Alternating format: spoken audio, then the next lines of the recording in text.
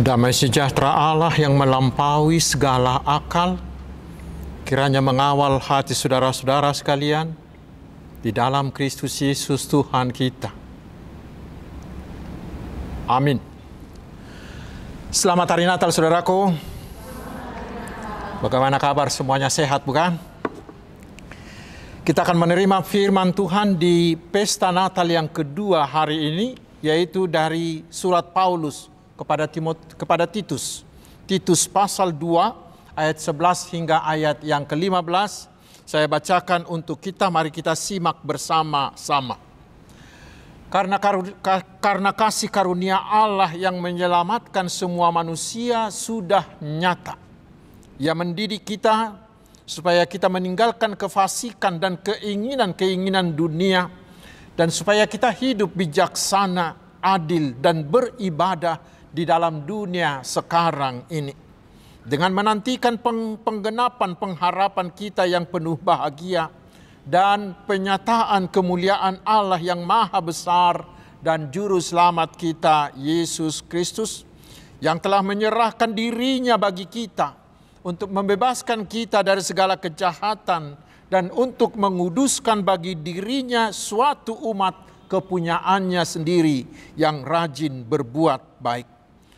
Beritakanlah semuanya itu, nasihatilah dan yakinkanlah orang dengan segala kewibawaanmu. Janganlah ada orang yang menganggap engkau rendah.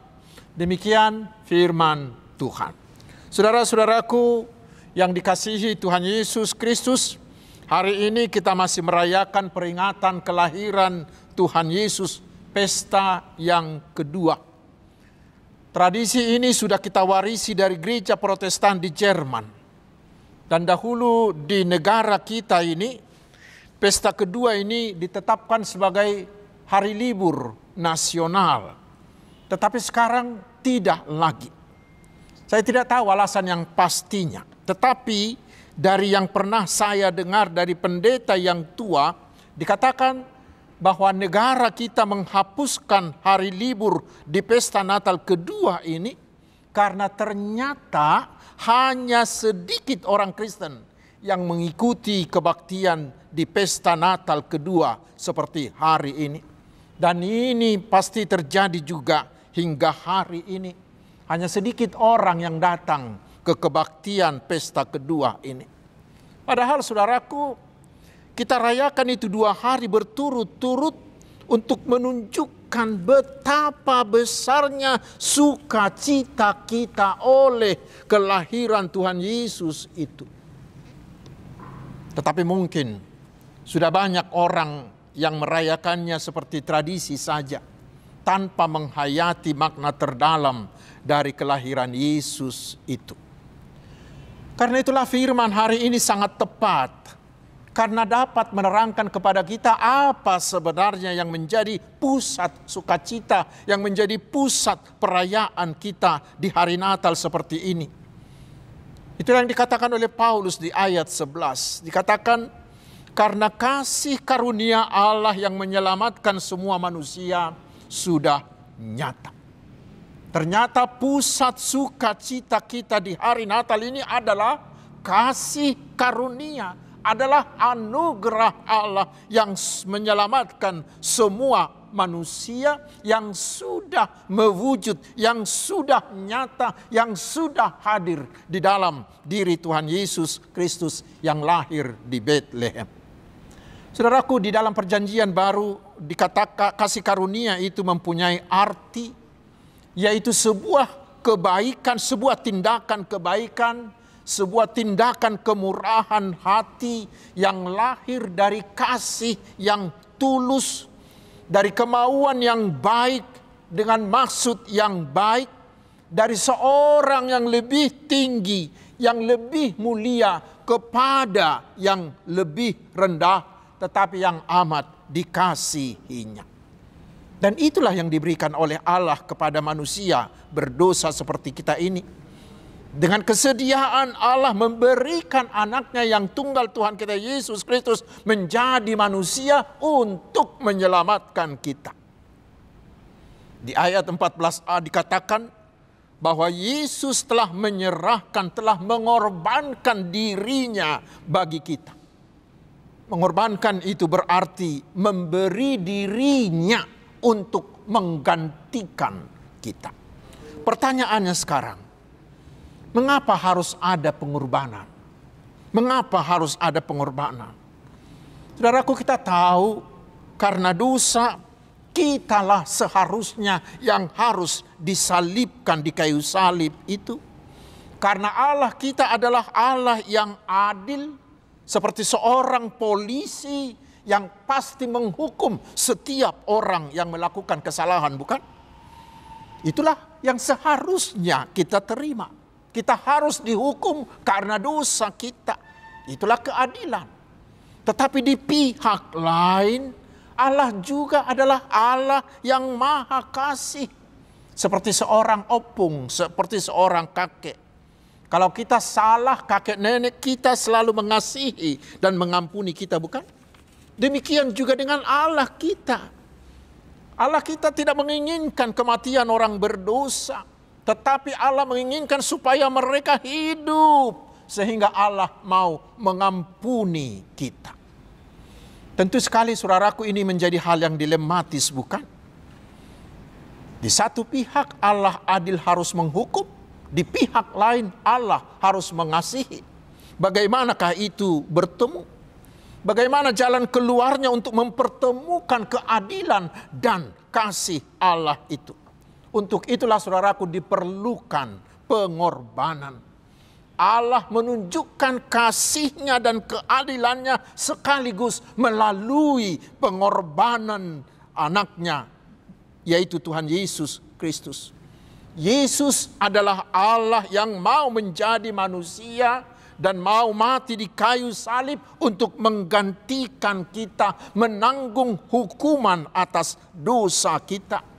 Kita baca itu di Yesaya 53 ayat 6b dikatakan, tetapi Tuhan menimpakan kepadanya kejahatan kita sekalian. Dan di 1 Korintus 5 ayat 21 dikatakan, Dia yaitu Yesus yang tidak mengenal dosa, telah dibuatnya menjadi dosa karena kita, supaya dalam Dia kita dibenarkan oleh Allah. Di kayu salib itulah Allah menimpakan seluruh dosa-dosa dan penderitaan kita kepada Tuhan Yesus. Lalu Yesus mati di kayu salib, dan di salib itulah Yesus memberikan nyawanya untuk menebus kita. Ayat 14. Mengapa? Sebab karena dosa, nyawa kita sudah tergadai kepada si iblis. Karena hutang dosa adalah maut. Dan agar kita bisa selamat harus ada nyawa untuk menebusnya, yaitu nyawa manusia yang tidak berdosa, yang tidak ikut tergadai. Dan untuk itulah Allah berinkarnasi menjadi manusia, yaitu Yesus yang lahir di Bethlehem. Lalu sebagai manusia 100% yang tanpa dosa, Yesus dapat memberikan nyawanya untuk membayar hutang dosa kita dengan kematiannya di kayu salib. Saudaraku, itulah pengorbanan karena kasih Yesus bagi kita orang berdosa ini. Tetapi kemudian Yesus bangkit dari kematian di hari yang ketiga dan naik ke sorga menyediakan hidup kekal bagi kita. Maka dengan pengorbanannya itu Allah menunjukkan keadilannya dan menunjukkan kasih-Nya sekaligus yang memberikan keselamatan sempurna bagi kita orang-orang berdosa ini. Tetapi hal yang paling menggembirakan lagi bagi kita adalah keselamatan yang disediakan Yesus itu diberikan kepada kita secara gratis sebagai hadiah. Itu yang disebutkan di ayat 11. Karena kasih karunia Allah yang menyelamatkan semua manusia sudah nyata. Kita tidak perlu membayar apa-apa. Bukan dengan usaha kita, bukan dengan perbuatan baik kita, bukan dengan amal-amal baik kita, bukan. tetapi diberikan secara gratis. Itulah anugerah yang luar biasa. Saya dibenarkan, saya menjadi benar di hadapan Allah. Dosa-dosa saya dihapuskan, saya selamat, saya bisa masuk surga bukan karena usaha saya, tetapi karena dihadiahkan oleh Yesus bagi saya. Dan untuk memperoleh hadiah itu, hanya satu yang perlu kita lakukan, yaitu menerimanya dengan iman. Yaitu dengan menerima Tuhan Yesus, pemberi anugerah itu, menjadi Tuhan dan Juru Selamat kita secara pribadi. Lalu kita mengandalkan Tuhan Yesus dalam seluruh kehidupan kita. Bila demikian saudaraku, pasti, sekali lagi, pasti kita sudah selamat. Pasti kita sudah masuk surga. Itulah sukacita kita di hari Natal. Anugerah keselamatan Allah sudah tersedia bagi kita di dalam Yesus yang lahir di Betlehem. Tetapi saudaraku, anugerah adalah tanggung jawab. Artinya, bila kita sudah menerima anugerah keselamatan itu, maka kita harus menampakkannya dengan buah-buah iman kita, dengan perbuatan-perbuatan baik kita. Itulah tanggung jawab setiap orang yang sudah merayakan Natal. Kita wajib membuahkan perbuatan baik, tetapi bukan supaya kita selamat, tetapi karena kita sudah diselamatkan. Dengan cara melakukan perbuatan baik itulah kita mensyukuri anugerah keselamatan itu. Dan dengan cara itulah kita bisa menyebarkan anugerah keselamatan itu kepada orang lain. Lalu sekarang, perbuatan baik manakah yang harus kita lakukan setelah kita merayakan Natal? Setelah kita menerima anugerah keselamatan itu. Kita coba simak. Yang pertama, mari kita baca di ayat 12a dikatakan, supaya kita meninggalkan kefasikan dan keinginan-keinginan duniawi. Artinya, kita harus memutuskan hubungan secara total dengan segala kefasikan dan keinginan duniawi itu. Di Roma 12 ayat 2 dikatakan bahwa kita harus bermetamorfosis. Seperti perubahan kepompong yang jelek menjadi kupu-kupu yang cantik. Dimanapun, dimana sedikit pun dari sifat-sifat kepompong itu tidak ada lagi dalam diri si kupu-kupu itu. Sama seperti itu dengan kita. Bila kita sudah menerima Yesus, kita harus membuang total segala sikap, segala cara hidup yang berlawanan dengan Allah. Katakanlah perdukunan, katakanlah juga sikap yang tidak takut dan tidak peduli terhadap Allah. Sikap yang meremehkan ibadah, baik ibadah pribadi maupun ibadah bersama-sama. Dan kita harus mampu menahan diri terhadap segala keinginan-keinginan duniawi itu.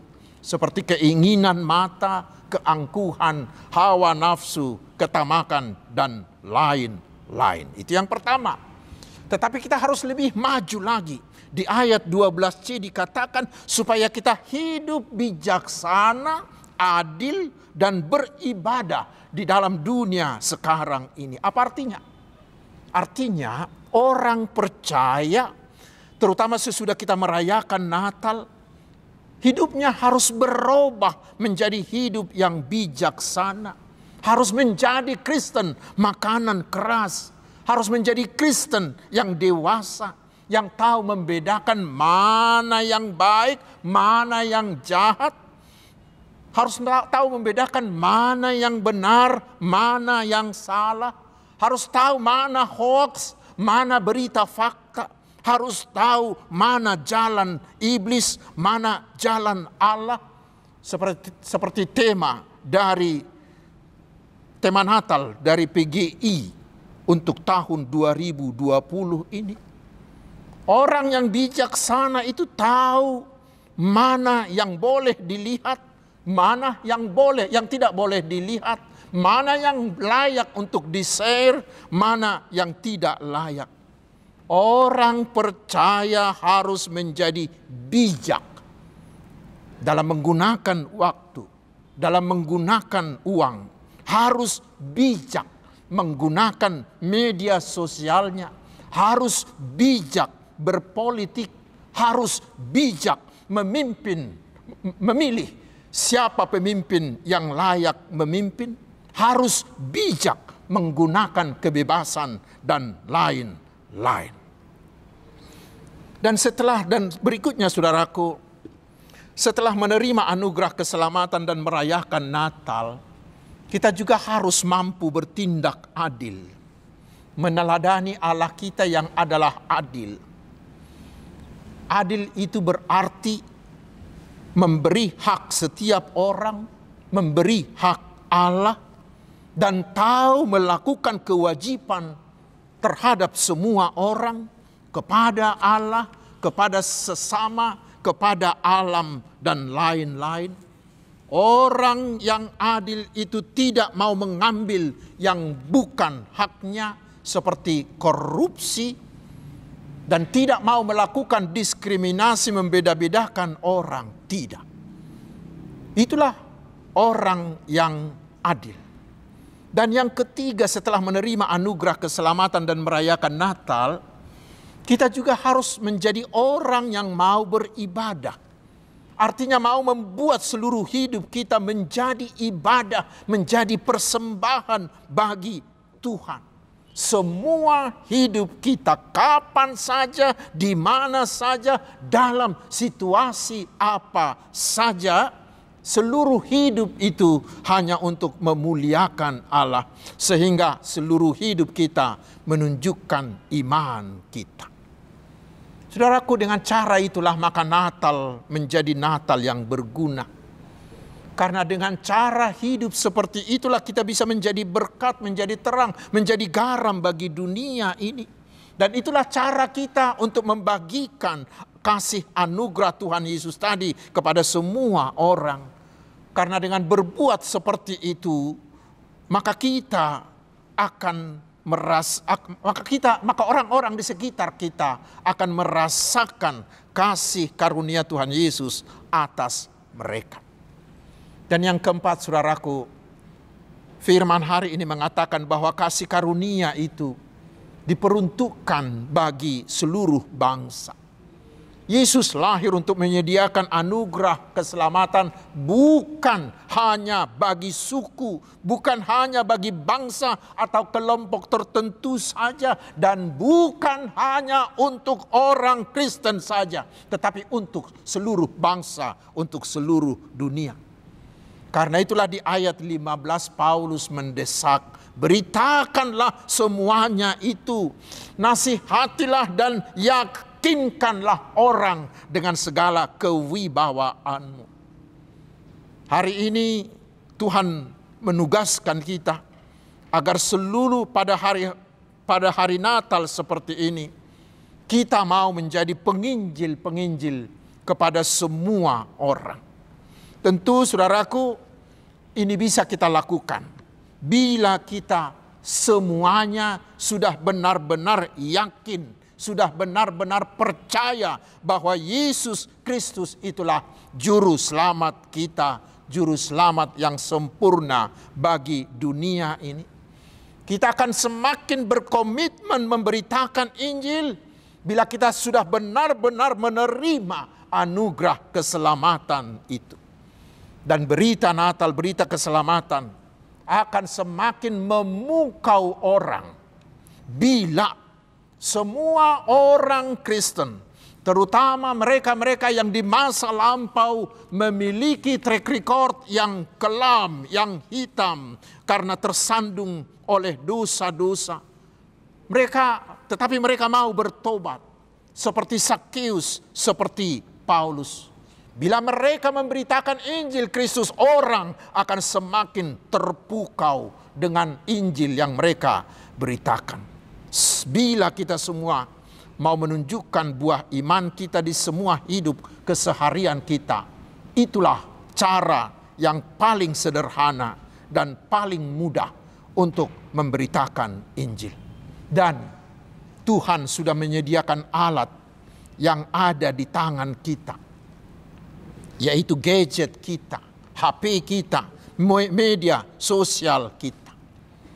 Menurut Bapak Pendeta Dr. Andar Pasaribu, Pendeta HKBP yang sekarang melayani di Jerman, beliau mengatakan kita gembira karena sekarang semakin bertambah jumlah orang Jerman yang tertarik mengikuti ibadah online ketimbang yang datang ke gereja. Dan beliau mengatakan Tuhan sangat bersuka cita bila kita menggunakan media sosial, kita menggunakan teknologi informasi yang Tuhan berikan itu menjadi alat kita untuk memberitakan kasih karunia Allah di dalam Yesus agar semakin banyak orang yang menerimanya. Karena itu saudaraku, selamat hari Natal dan selamat memberitakan anugerah keselamatan di dalam Tuhan Yesus. Amin. Mari kita berdoa. Terima kasih Tuhan atas anugerah terbesar, yaitu anugerah keselamatan yang telah Engkau berikan melalui kelahiran Tuhan Yesus menjadi manusia, sehingga Dia memberikan nyawanya untuk menebus dan menyelamatkan kami orang berdosa ini. Itulah yang kami rayakan dengan perayaan Natal ini. Kami memohon ya Tuhan, berilah kami roh-Mu, sehingga Natal ini tidak berlalu begitu saja. Tetapi biarlah setelah Natal ini semua hati yang merayakannya mengalami pertobatan, mau meninggalkan segala kefasikan dan keinginan duniawi, meninggalkan sikap melawan Allah. Tetapi setelah Natal ini kami dengan tekun mau melakukan kehendak-Mu, mau hidup bijaksana, hidup adil dalam segala hal, dan mau menjadikan seluruh detik hidup kami menjadi ibadah yang kudus dan harum bagi-Mu. Dan kami mau memberitakan Injil anugerah keselamatan itu kepada semua orang. Kami memohon ya Tuhan, biarlah roh-Mu menghibur semua yang bersedih di hari Natal ini, menyembuhkan semua sakit penyakit, memulihkan semua hubungan-hubungan yang mengalami keretakan, dan terutama biarlah roh-Mu menobatkan hati yang sudah menjauh dari-Mu. Terima kasih Tuhan. Terpujilah nama-Mu kekal selama-lamanya. Di dalam nama Tuhan Yesus anak-Mu yang telah menjadi manusia, juru selamat kami. Amin.